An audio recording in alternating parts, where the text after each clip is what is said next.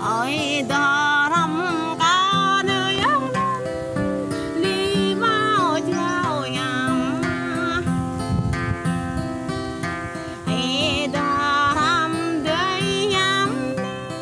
cầm cá mau vào nhắm trong sa mạc ô lệ ô nhắm vô giờ muốn nghĩ lại ngày ô nhắm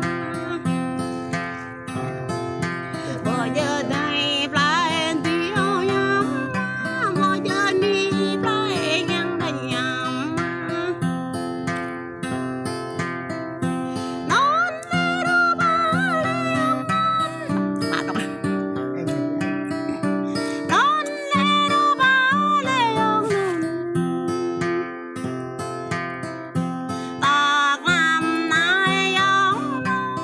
non ta đã hẹn người nhắm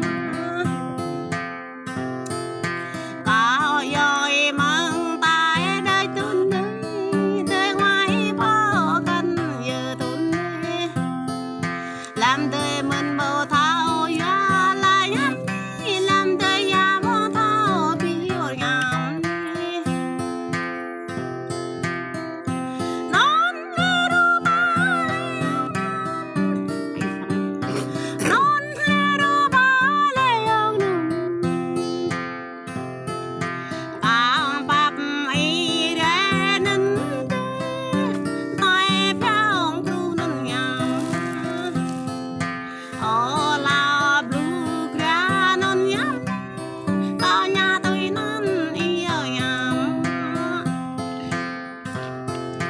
cả đó y nam lý ô nhắm